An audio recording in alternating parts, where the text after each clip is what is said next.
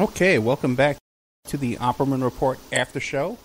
And we are here with Betty Medsger, our guest, the author of The Burglary, and also Winds of Change, Framed, and Women at Work. Just want to make a little announcement here that show we just did just now. People might notice that I did the intro a little bit differently. I didn't list all the stations that we were on. That should be the first show of the Opperman Report. That will be. We've just been picked up by a whole network of AM/FM stations in 8 states, and hopefully that'll be our first show that's on there. So our debut guest was hit a home run out of the park tonight, Betty Medsger, man. What a fascinating information. Betty, everything you told us tonight was just beautiful. It's not beautiful. Not really beautiful. Yeah, I know. By the way, I'm honored to be on the program as you're making those additions. Hey, we're making history, right? Yeah, thank God. Yeah, we had a great guest too. But now you were telling us about before. What do you want to tell us first about the other books, or you want to tell us about this woman who didn't participate in the burglary? Oh well, it's far more interesting to talk about the burglars. There were two burglars. I think that you were suggesting we might want to talk about. Yeah. One is the person I refer to as the 9th burglar, and this is it's a man, and he had been with them from the beginning, and he was one of the original people that Bill Davidon had asked if he would be part of the group to think about whether this should be done, and just a short time before the burglary, maybe a week, he came as usual as they gathered to begin the evening of casing, and he announced to them that he had decided not to participate. And none of them remember whether they asked him why he changed his mind. They were surprised and stunned, and they also don't remember whether he offered any explanation. They think he didn't because they think that one of them would remember, and he never showed up again, and they knew that he knew every single thing about their plans, and I think that many people in that position would say, this is no longer viable at all.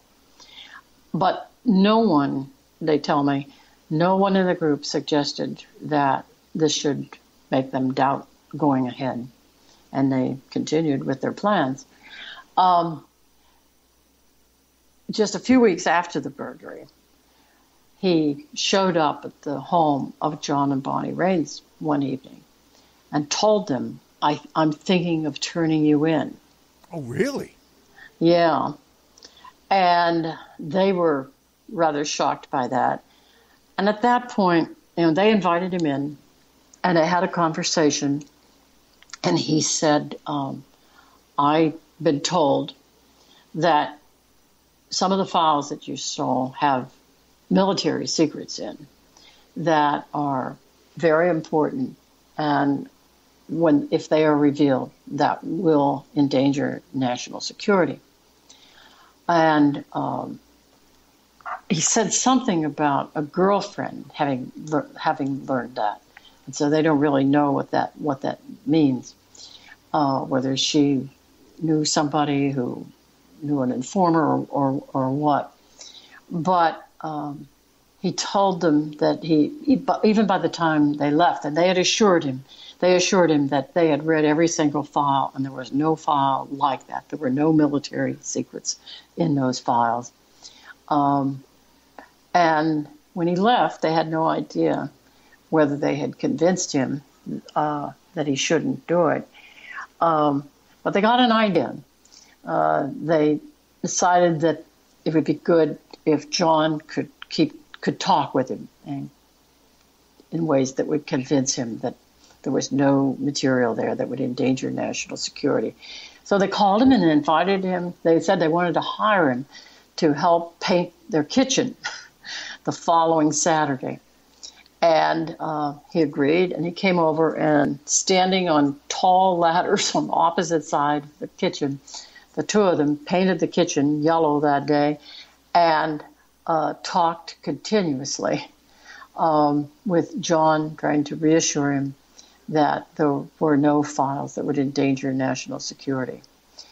And they felt that he was convinced and that he might not turn them in, but they never had any assurance from him. And after that, they never saw him again.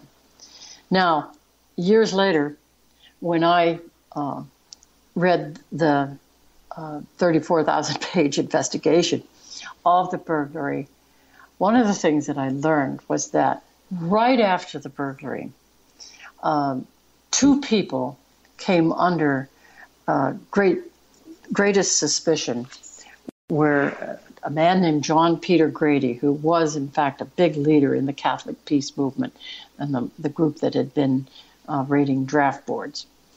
In fact, the FBI decided the day after the burglary that he had not only been involved, but that he had been the leader of the group, and they never let go of that idea, even though it was completely wrong. But the other thing that they did was place this man, the ninth burglar, under 24-hour surveillance. In fact, I'm not sure that anybody else was placed under 24-hour surveillance. Certainly none of the burglars were. And they followed him even when he moved from city to city, and he went from meeting to meeting. So he apparently was not in touch with the FBI at the time, because that surveillance continued. And then they did interview him almost 2 years later. And I've seen the record of that interview, and he did not turn anyone in. But as you can imagine, it was pretty awful when they all learned that he had said that he was thinking of turning them in. Now, the eighth burglar is a very different kind of story from that. The eighth burglar was, I refer to her that way, we couldn't find her. When they were trying to get in touch with each other to ask the question of whether or not they thought that all of them should give up the secret and tell me their story, they couldn't find her. Two of them, Keith Forsyth and particularly Bob Williamson, had been very close friends with her and tried especially hard, and so did I. Could not find her. And every once in a while during my research, I would do the search again, and so would they. And they actually thought that maybe she had been killed or she had died in some way, because they never met anyone from that era, even somebody not involved with the burglary, but anybody who had known her at that time, whoever said a word about her. But it really seemed as though she had disappeared completely. And that was very different from what the rest of them had done, because the rest of them had stayed in Philadelphia and just lived in plain sight, living as they always had. One thing we haven't mentioned is that John and Bonnie Raines had 3 children under 8 at the time. And so that they were continuing to live their lives, taking their kids to school, paying mortgages, and maintaining their jobs. Well, a month after my book was published, I later found out the eighth burglar became aware that the rest of them had gone public, and she was truly shocked by it. She had not seen the news stories when the book came out, and there was a story in the front page of the New York Times and lots of other stories based on that. And she hadn't seen any of that, but by the end of the month, she did. And when she Googled media, when somebody suggested that maybe she'd like to take a trip to Philadelphia, and she hadn't been there since 1971, and so she just thought she'd check up on what's happening in media, and all these stories about the burglars becoming public poured out. She lived by that time in a small town in Arizona. And she then got in touch a couple months later with Bob Williamson, the person with whom she'd been closest, and wanted to know what in the world was going on. And he explained it all.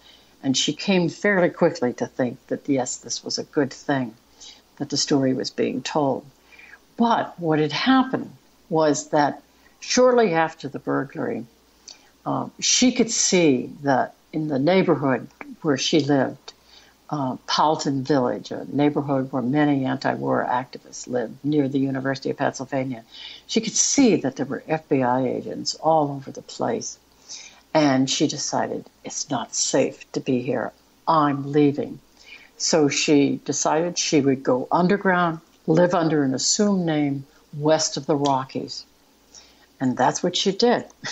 She drove to Albuquerque, New Mexico, and a couple of weeks after she arrived, she chose her assumed name and never was in touch after that day with anyone from her past, burglars or non-burglars, and not in. Wow.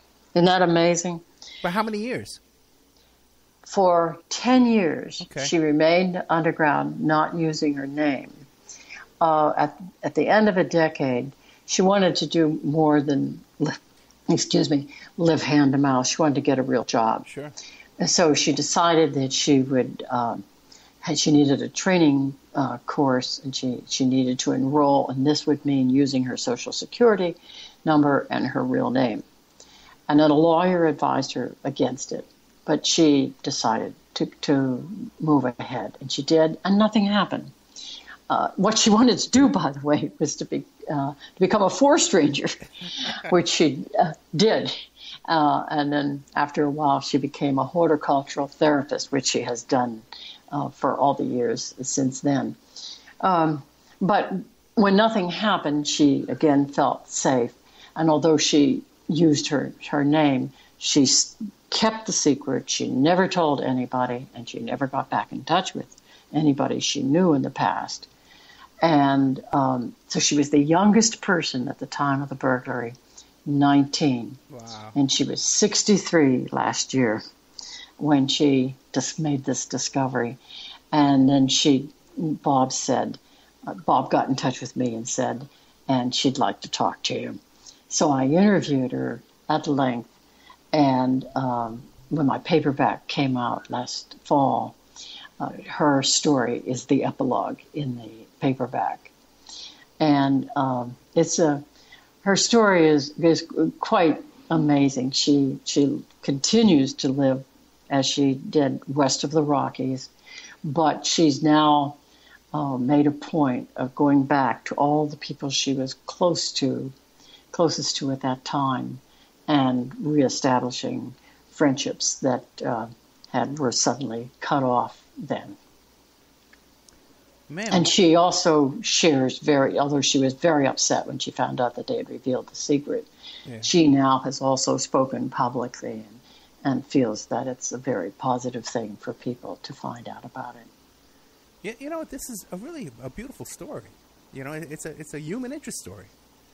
Each one of them has what I think is a beautiful, beautiful story to tell. Her story, for instance, includes such basic things as having left home when she was a teenager and not having a relationship with her family, and going back, finally making a decision after she had taken her name back to build a relationship that really never existed very strongly in the first place. Moved for 2 years to where her parents had retired, got a job working in a Sears store plant shop, and lived near them so she could have dinner with them every night and create a family relationship that hadn't existed before, but in fact actually became quite warm and positive. And then years after that, when her parents were quite sick and older, they came and they spent the last 5 years of their lives with her, and she took care of them until they died. She's really quite a remarkable person. These are real heroes who made a huge sacrifice in their life for all of us. You know, they did. Yeah. That's key. They really did it with the public interest in mind. That this is Bill Davidoff puts it in really strong terms that what was happening was a crime against democracy that needed to be stopped. Nobody in Congress was going to stop it. The Attorney General wasn't going to stop it, and the presidents were not going to stop it. And we wouldn't know about it if it weren't for this burglary. That's right. That's right. That's right. I mean, it really does show. I mean, you can't expect many people to be willing to do this kind of thing, but it really does show that people can, and this is nonviolent. They were very strong on nonviolence. They were part of the Catholic peace movement, although only one of the burglars was Catholic, but they were part of that group that had done trapdoor raids. They were very strong on being nonviolent, but also in revealing to the public information it needed. And none of them have changed their beliefs, their political leanings, you know. Because I know my brother was a lefty, you know. He's about 20 years older than me, and now he's so right wing. And people I grew up with, because I was a yippie myself. I was an activist in New York City, Lower East Side. And so many people I grew up with, you know, knew at the time, and now they're just hypnotized. And only one of them has changed politically. I think. I mean, they certainly haven't continued to do these kinds of things. Well, we don't know. But they've been politically engaged in their communities, and some in very strong ways. But one of them describes himself, and he's quite eloquent about this in the documentary 1971. But he describes himself as a much more conservative person than he was then. That now, for instance, I can't say it exactly as he did, but he said, I believe in change one pebble at a time, that I wouldn't try anything so dramatic again. And he also, I mean, he really changed politically. He voted for Bush twice. Wow. But he's an evolving person. He's a very interesting person. Oh, my goodness. Oh, boy. Okay, so the other books, Winds of Change, Framed, what's the story with that? Framed is back to my investigative journalism. Framed is a story about an effort in California that started as soon as Jerry Brown, the first time he was governor, appointed Rose Bird as Chief Justice of the California Supreme Court. And she became a lightning rod for the right wing at that time. And the death penalty was a crucial issue in how people assessed the Supreme Court. And in 1973, the California Supreme Court had overturned the death penalty. And as the cases came up, Rose Bird had not approved any of the cases of people who were going to be sent to death. And so the attention focused on her, and she turned out to be an easy lightning rod. And in the end, what happened was that as she came up for approval by the electorate, you're appointed to an appellate court position in California by a governor. And then at the next election, you're up for yes or no, supposedly based on your qualifications. You don't have an opposition candidate. It's just yes or no on you. And in the history of California, no appellate judge had ever been rejected. And at that time in 1978, I think it was, she almost was rejected, and it resulted in there were accusations made about mishandling of cases by her and a supporter inside the court. And I did an investigation that found that what was actually happening was that there was a collusion between the right-wing organization on the outside, which involved a member of the state senate who was also the founder of the Gun Owners of California, a collusion between him and two members of the Supreme Court who were together moved cases around in such a way that it appeared that she had engaged in wrongdoing when in fact they had engaged in wrongdoing. And finally, and so I wrote that book in 1983 explaining what had actually happened. And then in 1986, that movement had grown considerably, and she and two other justices were, in fact, voted off the court at an election. And that was the first time that had ever happened. So that's that book. And then the other book is something that has a specialized audience of journalism educators and some journalists. The other was a national study that I did of the education of journalists. And it was a study of journalism education and what it was accomplishing or not accomplishing. And I did some survey work as part of it. And one of the things that I found that I think is probably still true is that no matter what measures, what measures you look at to determine who the best journalists are, that it turns out that it's usually people who did not study journalism, but instead studied literature or history, those two things, but just had a passion for finding information and conveying it to the public. So very interesting. I'd like to have you back, maybe for like a members section show. We can do like an interview in the afternoon one day to cover both of those books. If you, Well, I would enjoy talking about it, I'm sure, but I should warn you that they're old, so that the research that I'm talking about, for instance, with the education of journalists, goes back to 1996, so it may not be applicable to today. I won't extrapolate and assume that it is. Okay. Now, what about, is anything you're working on in the future?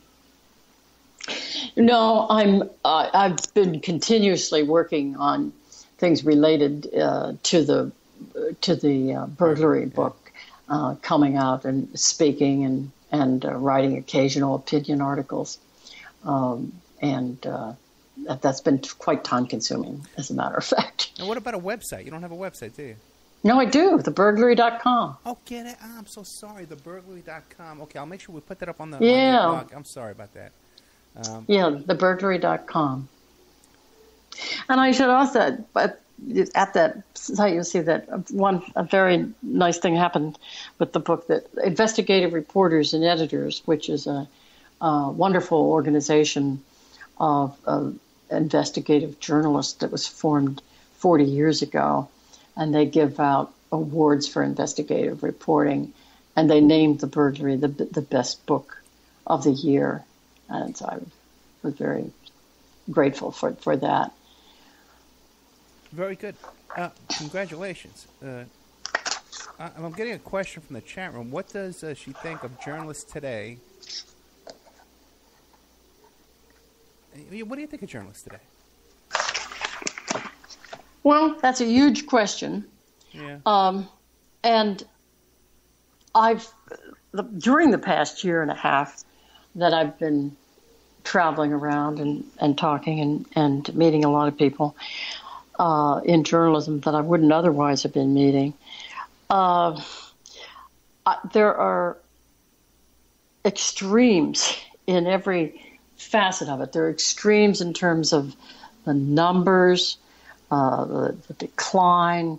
There also are extremes in the quality, excellent, far better than anything that existed when I was on newspapers, and then the most superficial stuff that's ever existed. It's, the market has changed just enormously and in so many different ways. There is so much more good journalism out there, but it doesn't present itself to us the way it did before. Journalism, you picked up the newspaper on the street, you had it delivered to your home, or you might turned on to the few news programs that existed. I, every day, can and do go online, and I read regularly newspapers that I would have never had access to before. I can do that on a regular basis, but I can also go to an aggregator such as Truth Out, Common Dreams, and others that are organizations out there going through things that I would never have time to go through, both broadcast journalism, print journalism, and blogs, and picking out things and putting them on their lists that I then can go through every day and scan and pick out what I think I will want to read later and send it to myself. So to find the good journalism today that is just so much of it is so much better than anything that's been done before. It requires you to be active. It requires you to take the initiative and go find it. And that we could be much more passive about getting our journalism in the past. And there are good aspects of that and bad aspects of it.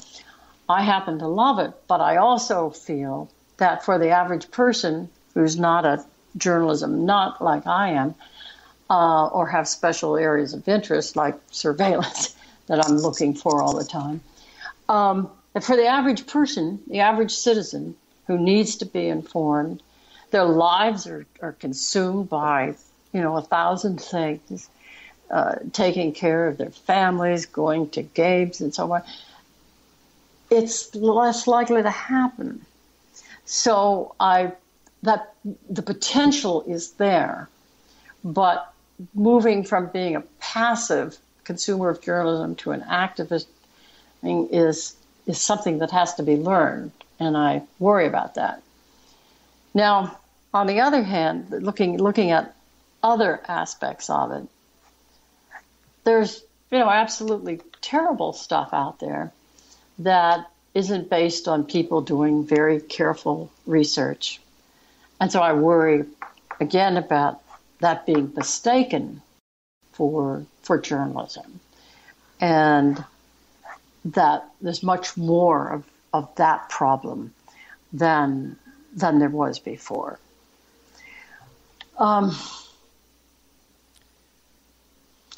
Those problems are big, and of course the economic model of the mainstream press continues to be a problem that's not being solved, and where more and more layoffs take place, especially in the mid-size and the small-size press.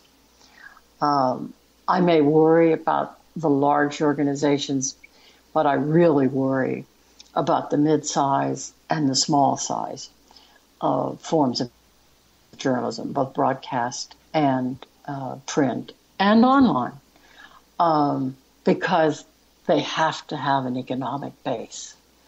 And where the growth is, where the new forms are coming from, the advertising doesn't generate much money. So it's still, after 20 years, it's still very difficult to know how it's going to be possible to create good journalism, the kind that requires money to pay people to do research. Right. There's some very good models right now. CIR, as a matter of fact, CIR is an old model, but it's really been enlarging and increasing. CIR is the Center for Investigative Reporting. It's based in based in the Bay Area. And it's actually been around since the 70s, and it came into existence originally because there was so little investigative reporting in the West. I mean, even at the Los Angeles Times until the late 70s and early 80s, investigative reporting about big issues in the West was hard to find, and in San Francisco it was almost impossible to find, although that changed too for a while. But CIR came along and raised foundation money and did great work. They also formed partnerships with things like Frontline. They still do. And now they have a number of partnerships, and they still have to depend on raising that foundation money. And so others are now doing similar things. And some seem to be able to make it, but it's so dependent on whether those private sources of money stick with you and also don't try to control you. Yeah, but yeah, I'm from New York, and so are you. Well, not originally. Oh, no, really? Oh, really? But okay. I grew up on a small farm in western Pennsylvania. Okay, that's close enough. Okay, because I'm thinking about, like, when I was a kid, ABC, Sunday, the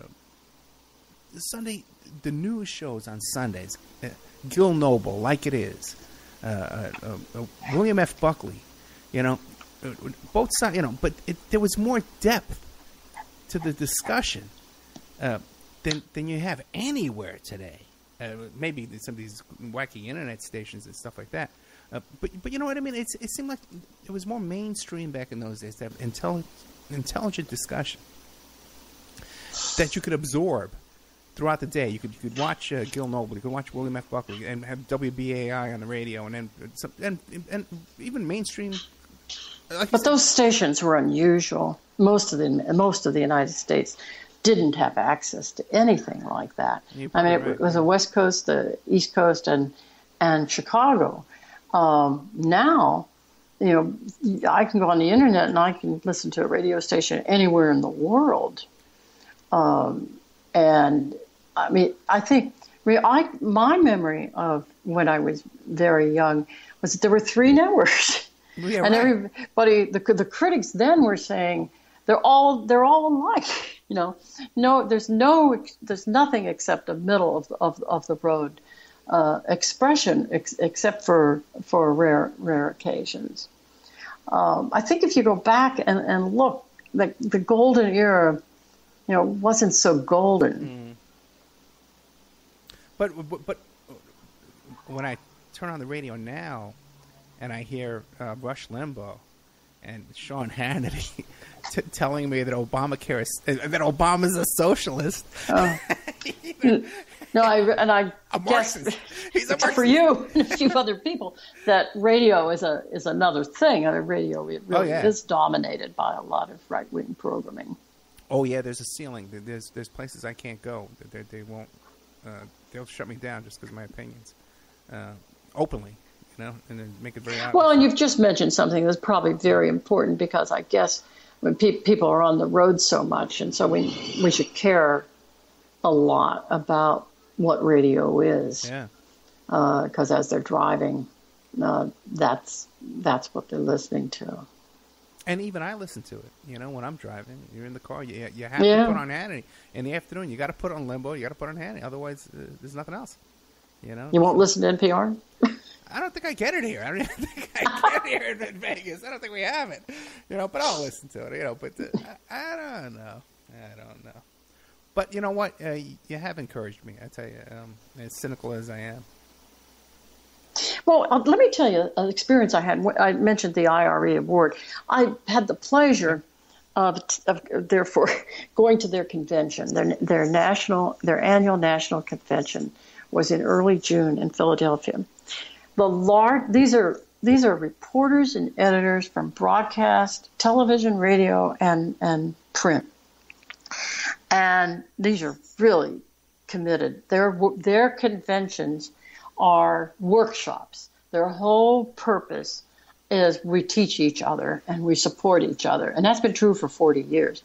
They've been an amazing influence on investigative reporting. And it started from the ground up. It was these reporters and editors.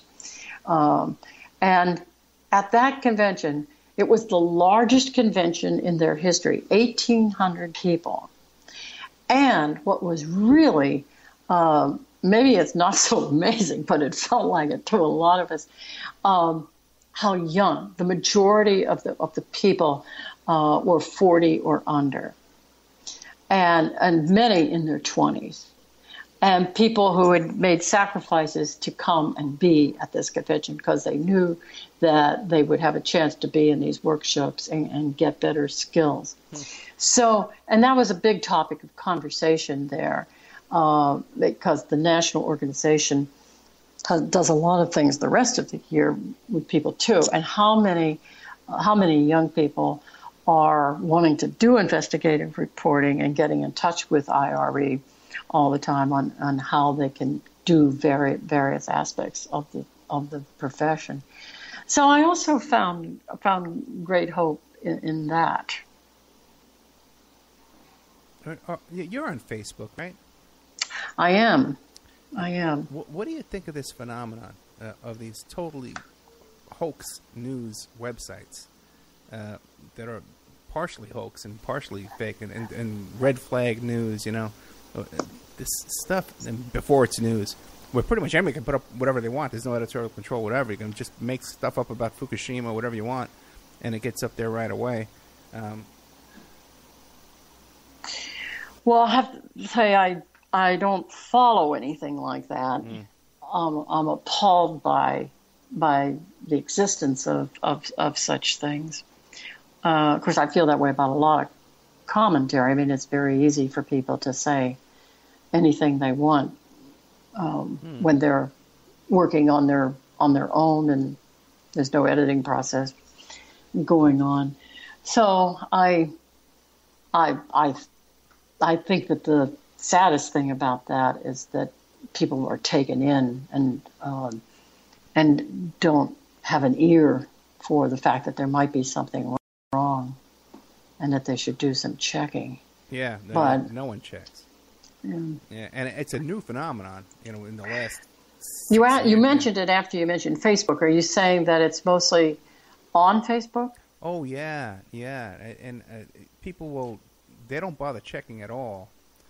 And you'll see they look like almost like real news sites, and the story will be ridiculous. And all you have to do is just Google it, put the word hoax in front of the title. Yeah. And it comes right up that it's just nonsense. It's some foolishness. And it goes on all day long, And people get mad at me. When you show them, listen, it's a hoax, they get mad at you because they want to believe it, Yeah. And all of this also leads to something else that should be of deep concern, and that is cynicism. That when you want to believe, people who want to believe something like that, if they do find out it's not true, then what do you believe? And you don't have the tools to figure things out.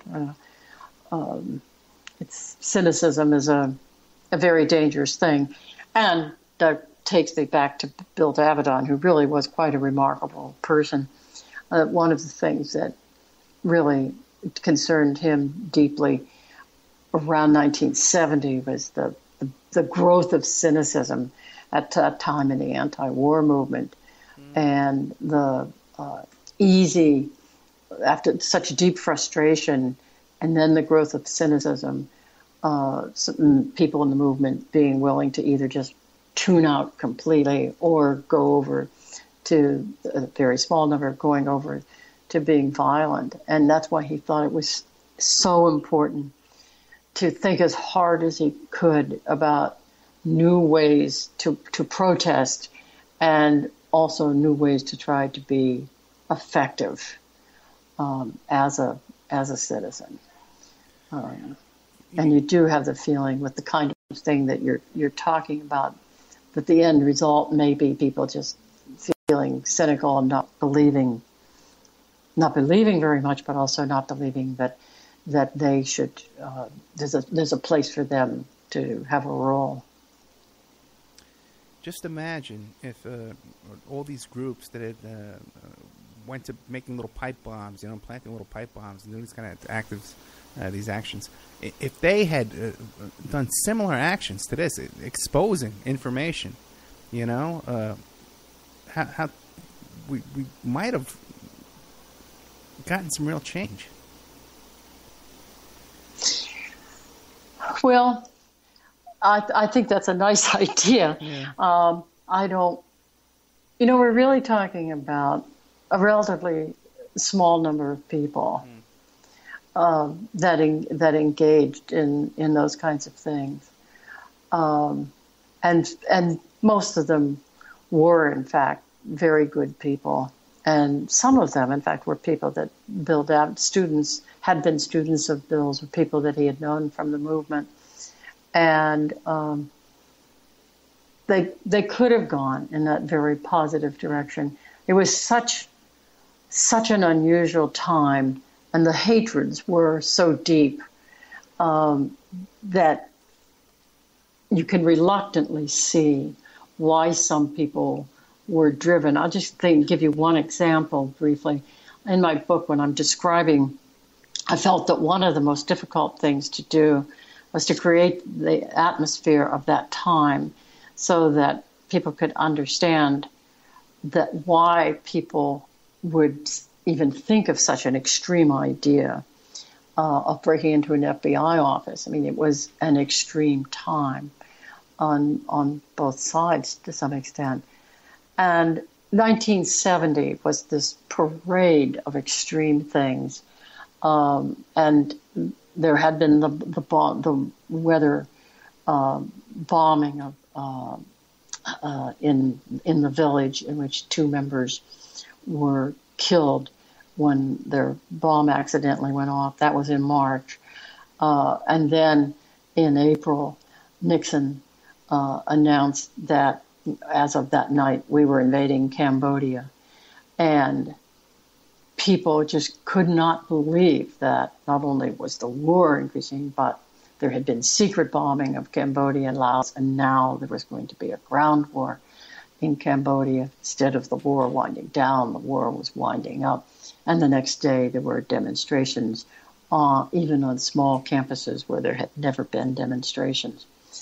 But then that was on a Friday, and the students were killed at Kent State the following Monday, and something like that had never happened. Right. And that was also just incredibly extreme, and such depression and cynicism set in. And I had forgotten this, and I find that many of my friends who were around at the time had also forgotten it, but it really symbolizes what the time was like. The following Friday, Mayor Lindsay in New York had declared that a day of mourning for the students who had been killed at Kent State. And students from around the New York area, college students, high school students from the New York area, had gathered in a park in downtown Manhattan for a vigil. And it was a very quiet, peaceful vigil.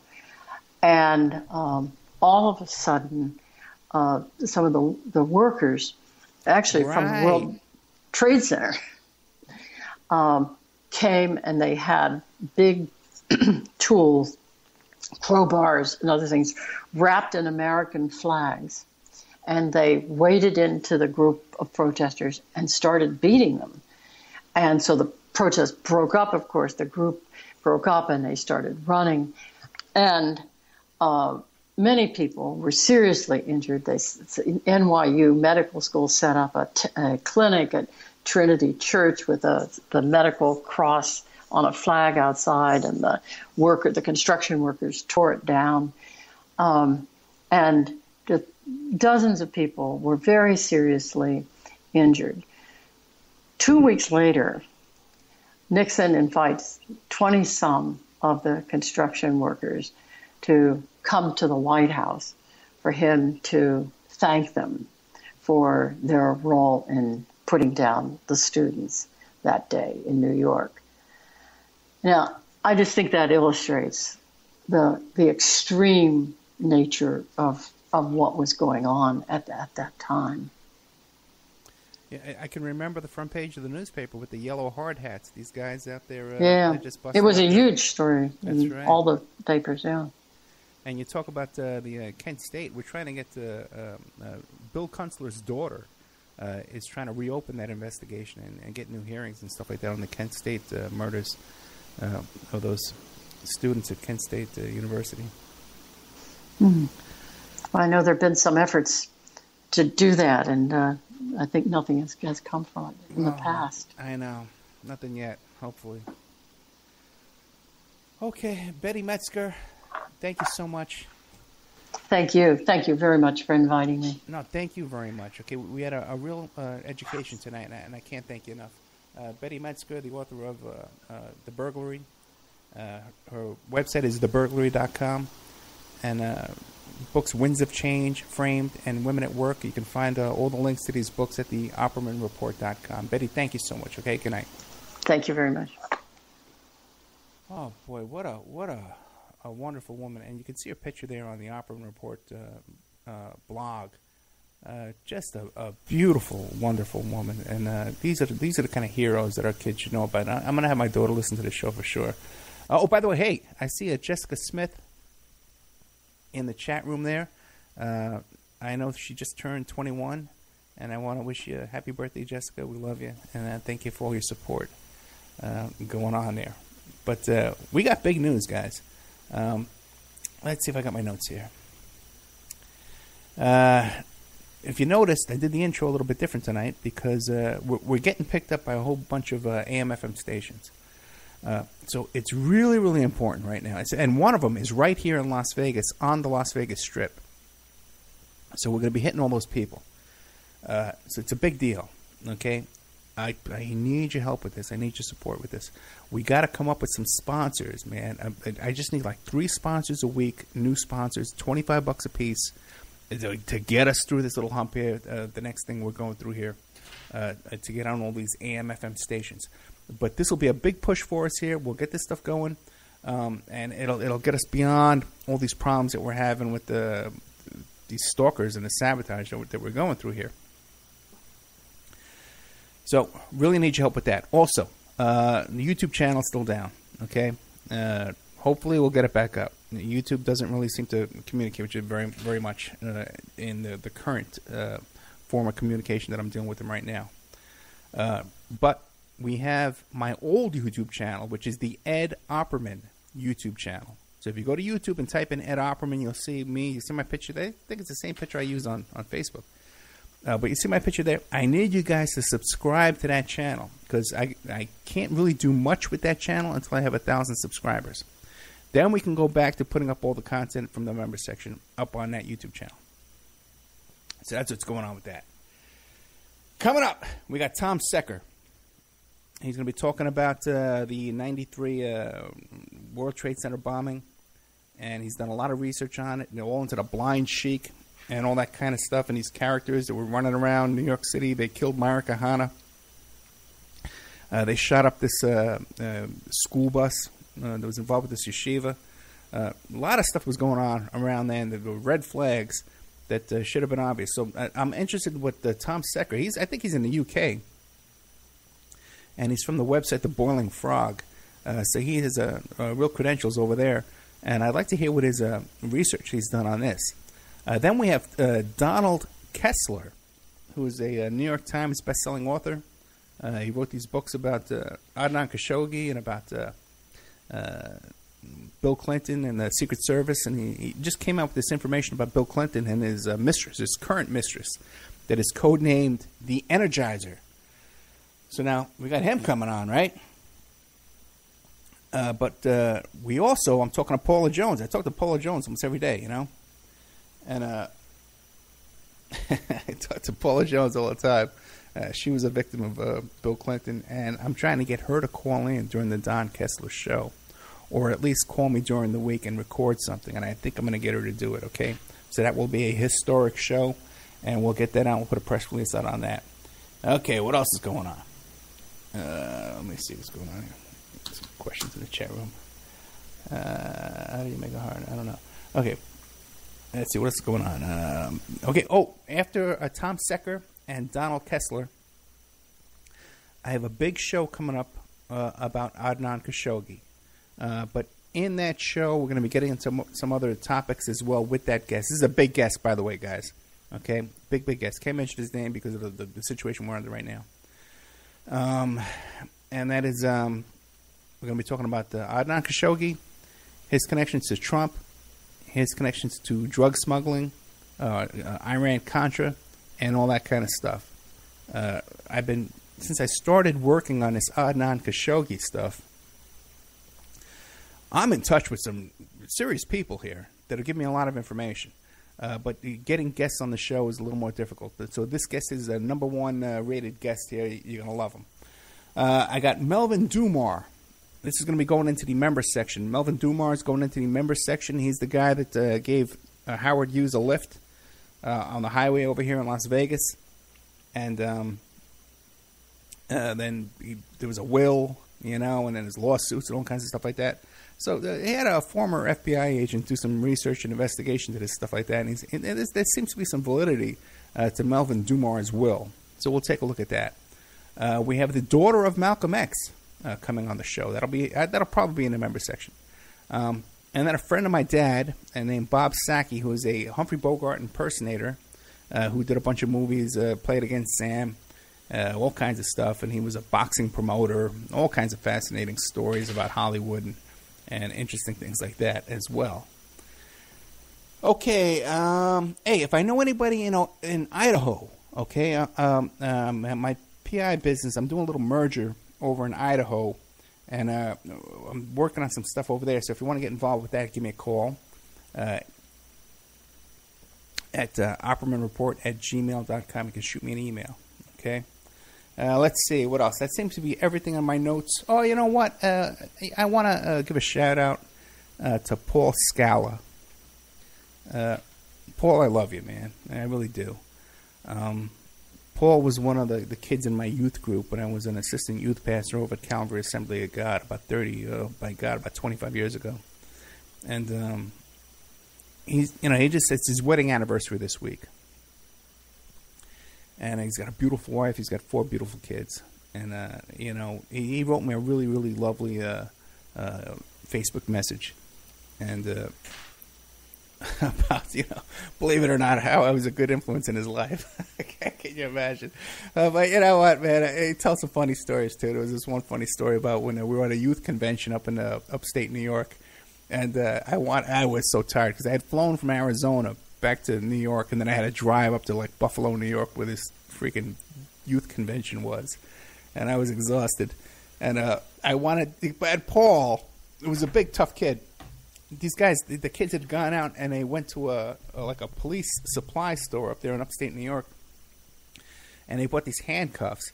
And Paul handcuffed himself in front of himself, and he lost the key. And I was so pissed off. I wanted everybody to go to bed. I was all mad at everybody. And something happened. Somehow, I challenged these kids to a push-up contest to make them go to bed. And he still talks about the story about how I beat all these kids at this push-up contest, I guess I was about 31 years old or something like that. But, Paul, I love you, man. And happy anniversary. You got a beautiful family today, man. Congratulations. Hey, you know what? I tell you what. I might go a little bit longer if somebody wants to call in. I'd like to talk about Donald Trump. And the world going crazy and Rosie O'Donnell there. Because I got to tell you something, man. To me, it's just the craziest thing in the world. I cannot imagine, I'm 52 years old. And I remember seeing when Ronald Reagan was running for president and how everybody was all upset and because we had an actor running for president. And here we got this reality TV clown, Donald Trump, running for president. Oh, you know what? One more thing. Real quick. I can't. We're going to lose Awake Radio. Good night, guys. But if anybody wants to call in, 702-605-4894. I can do another 15, 20 minutes when we take a couple phone calls. But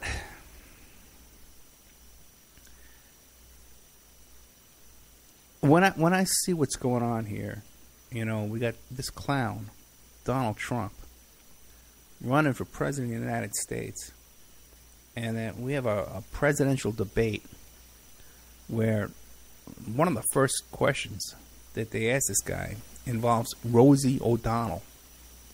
You know, that the name Rosie O'Donnell would come up at a presidential debate in this country is so disturbing to me, and it's so upsetting. And that this clown would be taken seriously. Everything that I'm reporting on this clown, but even this whole business about this Trump University scam that he's running, that's right now as we speak is being shut down and being sued by the Department of Consumer Affairs in New York State, and they don't mention that even in passing. They don't mention his relationship with Epstein. They don't mention his relationship with Khashoggi. This is just like nothing.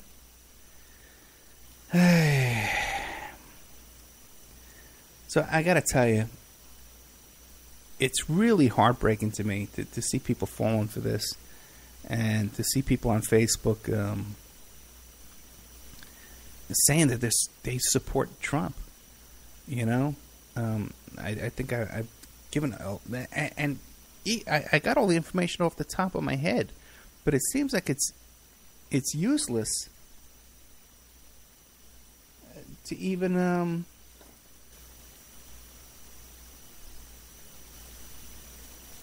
discuss it and try and tell people about Trump. No one cares.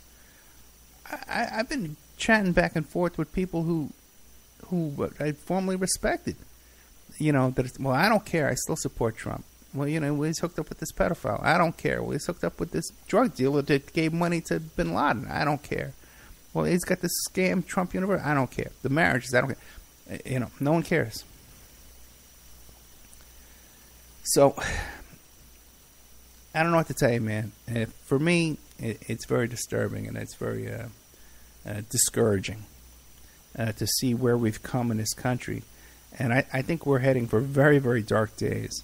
And I think there's a chance that Donald Trump could be elected president, you know, and it would be like Mussolini or Hitler being elected president, a complete demagogue like Eugene McCarthy, you know, being elected, you know, that kind of demagoguery. So it's very upsetting to me, and I don't know what the solution to it is, or even what to say about it.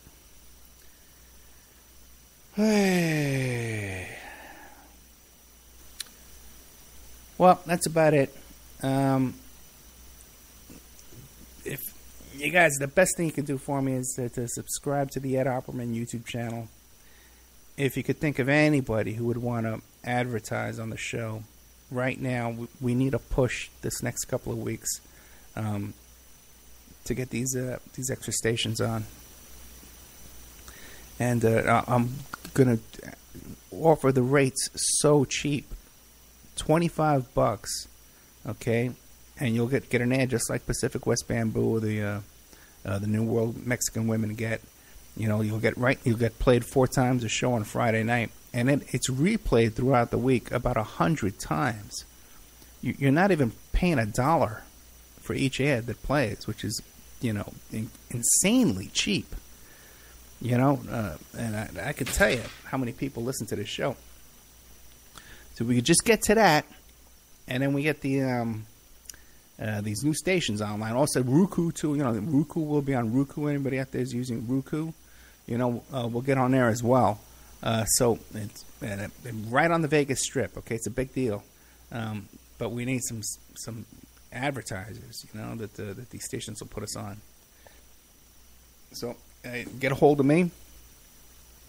OppermanReport.com, and we'll take it from there. All right, guys. Good night. Thank you for everything. I'll see you next week. Oh, you know what? I got some shows coming up. I'm going to be doing some live shows this week, too. I can't think of what they are right now, but I got some live free shows I'm going to be doing over the weekend. You know, on Friday, Saturday night and Sunday night. I think one is about this woman with Kelly Banansky, and this woman who was on death row for many years. Wrongly convicted, and they got her off death row. And there's another one, too, that I'm working on. I can't remember what it is right now. But just subscribe to the Spreaker channel. And then you can get an email whenever I go live. Good night. Good night, everybody in the chat room. Thank you so much. And I'll talk to you guys over the weekend.